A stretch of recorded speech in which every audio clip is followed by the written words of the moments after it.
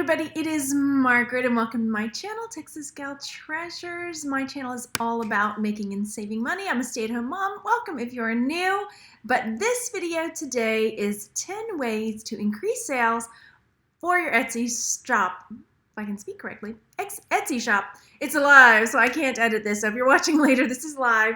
And if you're ever interested in catching a live show, in case you want to see me fumble, hit that subscribe button and the bell next to it. So I wanted to bring this video today because a lot of people are getting started on Etsy, whether with selling vintage things or print on demand, and these are some tips to increase sales for your Etsy shop. Now, if you're watching this now, come back after it's done. If you're watching it live, that is. Come back after it's done and leave a comment because I want to see what your top tips are for getting sales on Etsy. And if you don't have a tip, if you're struggling, if you're trying to get some more sales on Etsy, leave a comment letting me know what kinds of things you sell. Are you selling supplies? Are you selling vintage items? Are you selling print-on-demand stuff? What are you selling? Or handmade? If you're just jumping into Etsy, a lot of people still have the misconception that Etsy is just for handmade items. Like, I'm not crocheting doilies here, so can I really sell on Etsy? Yes, you can. Etsy encompasses way more than just handmade items now, so, and has for a while. Anyway, let me say hello, because I am live, to the chat. Let me pop it up real fast, say hey. Ah, there's nobody there. Oh my gosh, this is happening again. The last time this happened, hang on, I had the live chat going, and I had to refresh it. Because then everybody was like, she can't see us. Why can't she see us? Hang on 1 second. Let me come over here and try again. Refresh. New chat. Okay, but as we're waiting, okay, yeah, I see there's people there. This is doing, it's doing it again. Hang on, guys. I'm coming. I see the chat.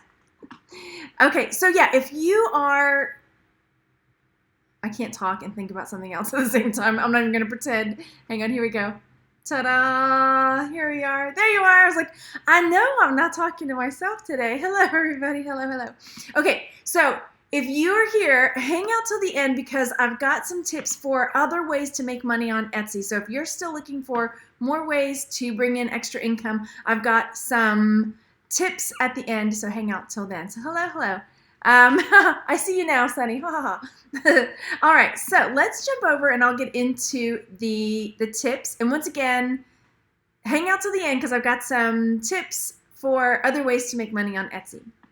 All right, so my first and probably one of my biggest tips would be to edit your pictures if they're not really good. And it's not too late. I have gone back and edited some of my pictures and it has made a huge difference. Let me move this over here. Okay, so like this is one of my earlier listings. And as you can see, this picture is horrible. Now this item has sold, or I would have gone back and fixed this. But my hand is there. The colors are kind of funky. This is just a mess. So definitely go through and re-edit your pictures. And it took me a while to get where I really liked my pictures for my Etsy listings, and now I have so much fun doing them, and it's really not that hard. So these are just some examples of what my pictures look like now. And one of the things that I use is Photo Fuse, and it's my friend Carly over at the Poetry and Nice. I think I've done a video on it now too, but I learned it from Carly, so I always have to give her a shout out. So if you watch Carly, here's the Poetry of Nice, her YouTube channel. She has a great how-to video on how to make your pictures look amazing on Photo Fuse. So there's that, and I think I did one that has to do with like taking great pictures of jewelry, and I showed how to use Photo Fuse. So yeah, that's definitely worth the freeness of it. I think there's like I was donating like $1 a month or something like that. So, and again, with everything, prices could change. So definitely, that's my number one, work on your pictures, because a picture, says 1,000 words, and it's definitely worth it. Now, I'm keeping this one up again because this is an early listing of mine. And my second tip for getting more sales on Etsy is to make sure you're filling out your title. Make sure that you are using as many keywords as you can. Now this one listing, this is all I put: preserved rose, hat pin, hijab pin, and that was it. There were so many more characters I could have used to to create a better title for this. And if you're struggling, one thing that I do to create better titles now is I Google it, I type in, preserved rows or real rows, dipped row, whatever I'm seeing, I type it in and then get ideas from other things or other listings. And then another thing you can do is, let's say I'm selling a rose hat pin. If you start typing in the search, other things will drop down. So let's see, rose hat pin, rose hat for men. Let's say I'm trying to think of something else that I sell a lot of. Wrapping paper, vintage, wrapping, well, that's all there is for that. Darn. Okay, this is usually really, I should have come up with some other examples before I got on here, but here we go. But you see what this is doing. I mean, it'll pull down other things. Let's see if I've got a tiger mug. Well, everything I'm doing is just pulling up one thing. But go through there, type it in, and even if I did search tiger mug, you can see other tiger mugs and what kind of keywords that they've used. So watercolor, white tiger, endangered species. So try to get as many keywords into your title as you can to make sure you're found. Okay. All right. Is the 40 free listings only for new Etsy shops? It is. So if you look down in the link below or the description box, you can get 40 free listings if you set up a new Etsy shop. And this is a little hint to the bonus that's coming. You can have more than one Etsy shop. And when you set those up with the new email, you can use that 40 free listings to create new Etsy shops and get 40 free in there. But I'm going to talk about that. That's part of the bonus that's coming in the end. Okay, so that was number 2, is to make sure that you're filling out your title and searching for, like, when you search for your item, what pops up and what kind of things are selling and what do they use for their titles. Okay, so the next thing is the SEO, which is the tags. So if you come down here all the way to the bottom, which of course is not showing up on here. Let me find a live listing of mine. Okay, so this is, I think this one sold too. Okay. So if you look all the way down, you can see some of the tags that I use. Etsy fills in some on their own. I don't know why they do that, but you get 13 tags, which is part of your SEO, your search engine optimization, to help your item be found. And it is really important to make sure you use all of those. And so for example, jewelry and bracelets, those are not SEO tags that I use. I put words in there that I think people are going to search for. So this bracelet was definitely one of a kind. So I made sure that I put one of a kind bracelet in there. Burnt orange jewelry, wide bracelet, braided leather. So all the different things, when you look at it and you're like, who's going to look for this? What are they going to type in when they're trying to find this item? You're going to put in all of that as your tags. So when someone comes in looking for something, unique bracelet, statement bracelet, leather bracelet, that's what's going to be found. So if you just put jewelry, bracelet, orange, it's like everything under the sun's going to come up. You want to be more specific with your tags and your SEO as far as that goes. So there's that. Let me check our chat real quick, make sure I'm not seeing anything. Don't I already have 2? You can make another one. I have 4, I think. You just have to disclose. Like if you have more than one shop on Etsy, you just have to disclose it in your shop description. I think there's a place where it tells you where you have to disclose. You can have more. Yeah. Okay, so my next tip is to participate in Pinterest parties. There are lots of different groups that, there are groups that are on Pinterest that have Pinterest boards specifically for Etsy listings. There are groups on Facebook. I have a group called International League of Thrifters, which is a great group. We do Pinterest parties every day. The admins in the group are amazing at coming up with more and more ideas. So every day there's a theme and there's rules. You help pin each other's items. And we do more like some of our Pinterest parties, but some people share on Twitter, some people share on other social media platforms. So getting your items out there and having other people share them can also help. And this let me make sure I didn't tag this in here. No, okay, I didn't. pardon me. So another way to do this as well is to actually pin your own items, create Pinterest boards. And I've got a video, which I'll link later, about how to create Pinterest boards that people follow, where it's not just like you're shoving your listings down their throat, where it's more of a curated page that people might follow. The one I use is a men's accessories board. So my men's accessories board isn't just like all cufflinks and ties and things like that. I have other things on there, but again, I'll pin, or rather I'll link that video so you can check it out. I may need to update it. It's been a while. Okay. Yes, Christian, I'll get to that in just a second. Okay, so let's see. Okay, so participate in Pinterest parties. And again, if you're interested, I have a group called International League of Thrifters on Facebook where we have Pinterest parties every day. And I got to shout out my friend Jason. He's got a group called Thrifting Board, and they do Pinterest parties. Pinterest parties and social media sharing as well. Let me grab a sip real fast. Okay. So next up is, am I really on number 5 already? Okay. Okay, number 5 is to fill out the front page of your store. Okay, so let's say you come to a shop and there's only like 5 items there.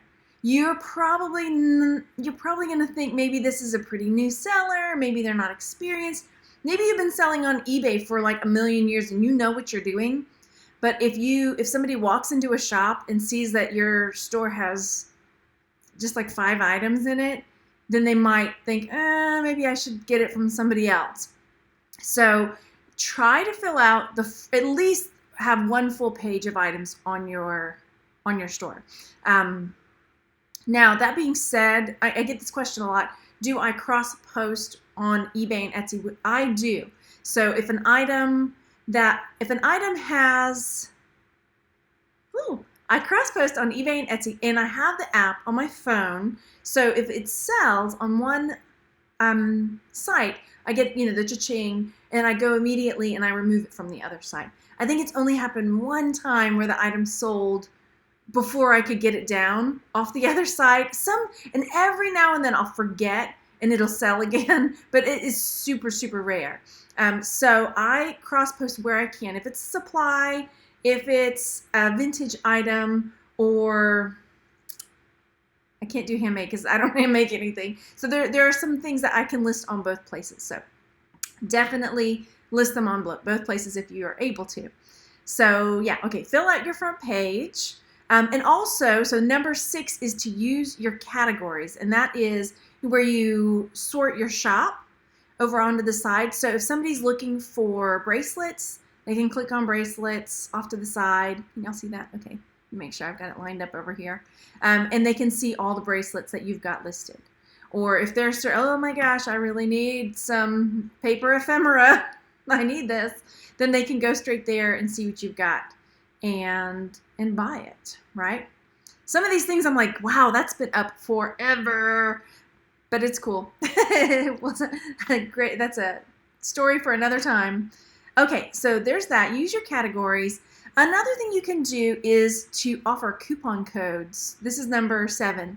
So Etsy you have the capacity to create coupon codes. You can run sales. I create coupon codes. I haven't done this in a while, but one thing I used to do is up here where you have your header on your shop. Let's say it's Christmas time. I can change my header to give it kind of a Christmassy theme. And then underneath my name, I can say, Merry Christmas, use this coupon code for 10% off your purchase, or Merry Christmas, I've got a sale. Or even if it's just, sale going on in my paper ephemera section, 50% off, blowout sale, and you can put the coupon code front and center, like if you're really trying to get rid of stuff. Or you're just running a sale, right? So yeah, you can do that. You can use those coupon codes up front and center. I also put coupon codes. I have a form that I put in my sale. When somebody buys something and I get it shipped, I have a card that I put in there that has a coupon code for a return buyer. So it's 15 or 20% off their next purchase if they use this particular coupon code. So that's something nice to do as well.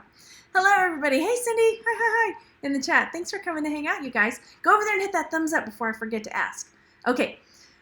Then, okay, number 8 is to make sure that you are filling out your description. So, yeah, let's pick on these 3 pigs and see how I did.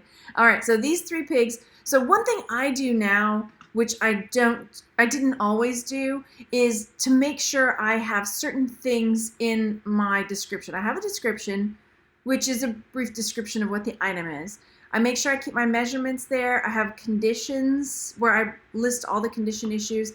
And then sometimes I'll put the brand or things like that in here as well. But these are my main 3: description, measurement, conditions, because those are the kind of questions you're going to get if you don't have it already filled out. And a lot of times buyers, if that's not there, they're not going to, I mean, unless they love the item, they're not going to take the time to send you a message. Hey, what size is that ring? You know, hey, I see a little black spot on your 3 pigs ashtray.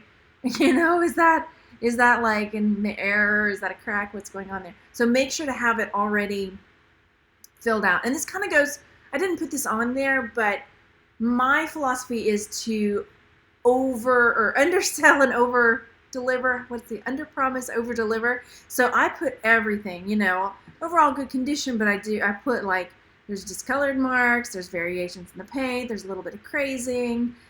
So even if it's just minor, or something like you can barely, like, honestly, I'm like, I can barely even, I don't even see where I see the crazing, but I must have seen it, even just like one little slight crazing crack. I put it in there because you might get that buyer that sees that one little seam craze in under the glazing and just like, you didn't say it was crazed. Anyway, whatever. So over promise, wait, no, under deliver, no. Yeah, anyway, you know what I'm saying. Why can't I get the words out today? Yeah, point out the flaws, yeah. All right, so coupon codes, measurement. Okay, the next thing, which is very similar to eBay, is create new listings. So Etsy has an algorithm just like eBay, and they like to see stores that are active. So be consistent with your listings on Etsy to ensure that you're getting more sales. So list, just like on eBay, list. Okay, and then number 10, and hang on after number 10 for that bonus stuff for getting more sales, whether it's on this site or another one, or rather this store, is to create a shop that has really good customer service. So with my packaging, you know, I make sure I don't go over the top with my packaging. It's nothing that, I know some people feel like with Etsy, you've really got to like go overboard with, you know, cutesy pootsy packaging. I don't do too much. I use tissue paper, like colored tissue paper. And then I've got a pre-printed card that has, you know, a picture of my grandmother from when she did rodeos and a coupon code and a big thank you. But that's pretty much it. I have, every now and then I have stickers that I'll stick a sticker on there. But you really don't have to do too much, just to make it look kind of nice, you know. Just don't send it like in an old Kleenex box or something like that, you know. Make it look professional and that you put a little bit of thought into it at least. Because you really do, and this kind of goes along with that, you really want to get some good feedback in your store. So when people come and look at your store, that they see, you know, okay, this lady's got 282 feedback, and overall the average is, you know, 5 stars as far as feedback goes. So even if you've got to get a friend to buy something, even if, I mean, I don't go after people asking for feedback.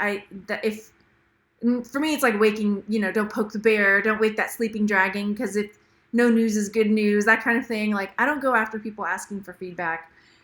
So definitely try to do things that would encourage people to leave feedback, like have good customer service, respond to messages promptly, send things out quickly, you know, write nice notes. And I did notice when I started, before I got the pre-printed cards, I would pick up just thank you cards or blank cards at garage sales, and I would just hand jot like a note like, hey, thanks so much. You know, I really hope you like this 3 pigs ashtray. I thought it was super cute when I found it at the estate sale. I'm so glad you love it. And that was it. Thanks so much for, I didn't even say, you know, hey, leave me feedback. I never said anything like that. But I noticed that whenever I would write a thank you card, just a little handwritten note, or even just a smiley face, thank you so much for your purchase. That was it. Have I ever gotten a bad feedback? I got one not too long ago. Let's pull that up. Maybe I shouldn't because, well, you can look. I mean, they're out there. And it was not even, I hate to say it wasn't my fault because, you want to take responsibility for your own things. But this one, here it is. It really wasn't.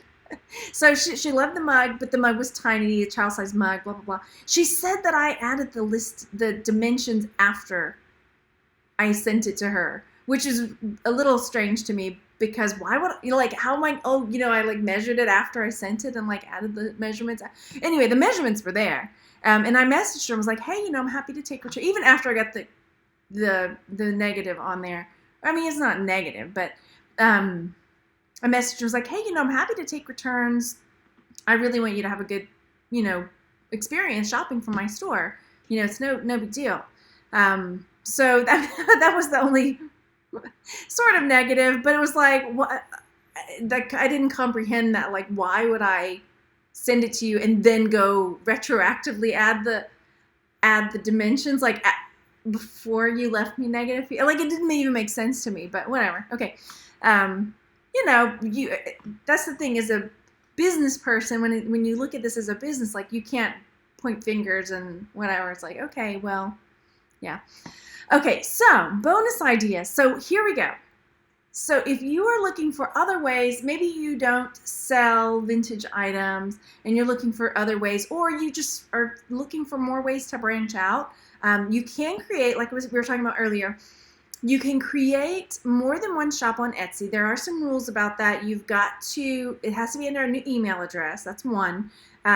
You have to disclose what your other shops are in your store description or your personal description. It's in there. It tells you exactly where you have to put it. So you have to disclose your other shops and what else? Oh, you can't list the same item in both. So like my Three Pigs ashtray, I can't put it in more than one store. So basically my other stores have to be something else. So let's say I wanted to have a store that was just vintage books or just supplies, then I could create a separate store for that. So I was going to share with you some of my other stores to give you some other ideas. We talked about that. Okay, so I've got my Texas Gal Treasures shop. I also have a Texas Gal Homeschool shop. And basically, so this is something else you can do on Etsy if you're looking. And this is relatively easy. If you're looking for another way to make just a little bit of extra income, is digital downloads. You can do digital downloads on Etsy. And so I've got some, my mouth's getting dry. Let me grab a sip real quick. Okay.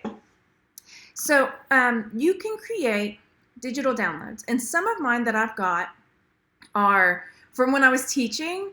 I created, if you were ever a teacher in the elementary school classroom, we'd do calendar and we had these pocket charts and we would create patterns with different things. So like here is one for January, here's one for February. So it's a digital download of calendar pieces. Once you make it, it's done, right? It's up there, it's done. They print it off on their own. And, it's $3, but every time somebody downloads that, I don't have to do anything, right? It's just there. So they download it, it's $3 every time, right? The ones that I do best on, like during Christmas time, I have these advent calendar ones. So these advent calendar ones do pretty well. And actually, because I originally had them in a different shop, but I had a person take a picture with their son, when they gave me a review on it, and their son, they were doing one of the activities and they shared the picture on their review, but it was in another shop. I'll show you in a second. So yeah, these are digital downloads. This is how I use them in my house. So I was like, let me show you what I do in my little advent calendar. Stick them in there. So there's that. Another place that I post these also on, there's a site called Teachers Pay Teachers.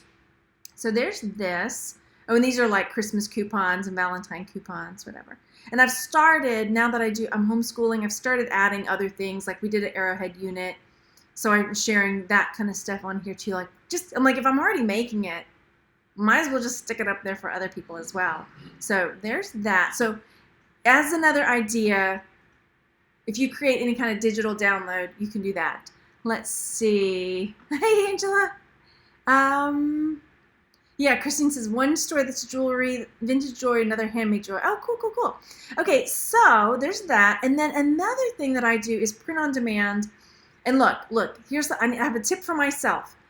I have got my header, my Texas Gal Treasures header, and then I've got my Texas Gal Homeschools header, but I don't have my Texas Gal Designs header. I don't have a header on my shop over here.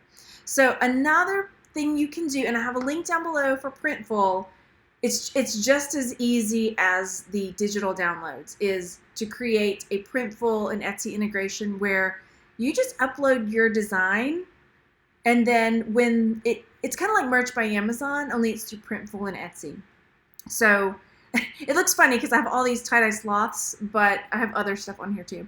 So once a person pays, like they buy this, then Printful will print the shirt, or this is a pillow. They print the pillow and then they ship it, and then you get paid for it. So it's pretty cool. So that's another thing that you can do to create an income for yourself if you're looking for another way to earn money on Etsy. So I have these shops. Let's see if I can pull up that.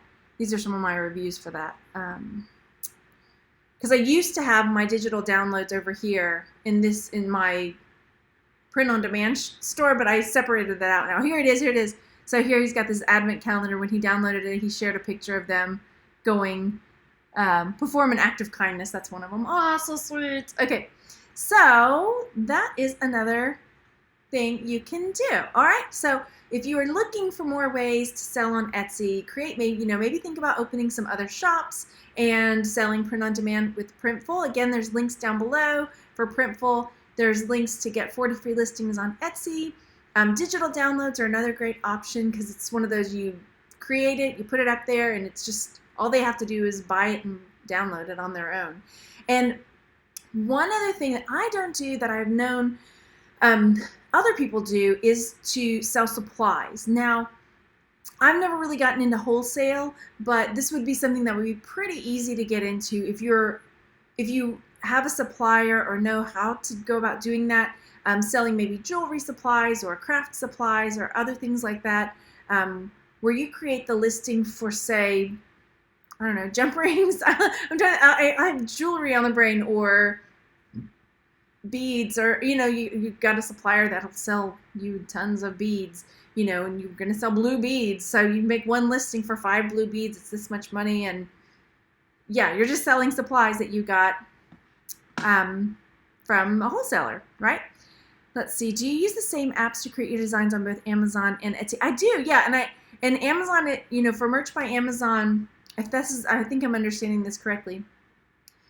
You can list the same shirt on many different platforms. So some of the shirts that I have here, now my print on demand, my Texas Gal Designs here, I usually just put shirts that I've created together, like on tutorial videos that I've made. Some of my shirts that I sell a lot of, I don't put them on here because I don't want to, you don't want to give away all your candy, right? So, yeah, but you can use the same designs on Etsy as you do on Merch, and it's the same file that I upload to all the different print-on-demand platforms. Yeah. Okay. Hey, thanks for coming, you guys.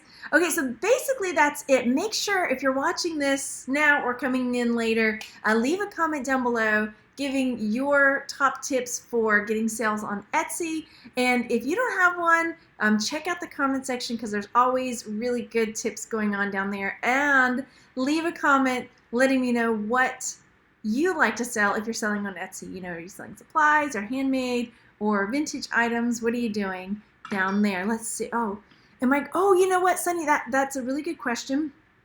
If you guys are just, if you're familiar with Printful, there's a new way where you're selling Printful and pushing the listings to Amazon. It used to be that you had to file for a brand, so you would have to have your own brand and all that, but now there's a way to do it through Seller Central. And there's another another way to get verified in order to do that, instead of having like a branded thing that you had to, that was a big long process. Jeff was taught, I'll have to find out if he talked about it yesterday. Yesterday was Thursday, right? I'm so off on my days. I'll have to find out if Jeff talked about it yesterday, but I know he just went through the process. He said the process to get it set up was not too bad, but he said it was kind of lengthy to get the shirts and stuff posted to Amazon, but I think it's going to get easier, as things tend to do. So if that's something else you're interested in, again, I would love it if you would use my Printful link to sign up with Printful. And I'm not sure I'm going to do it. I've got a lot on my plate right now, so we'll see. We'll see.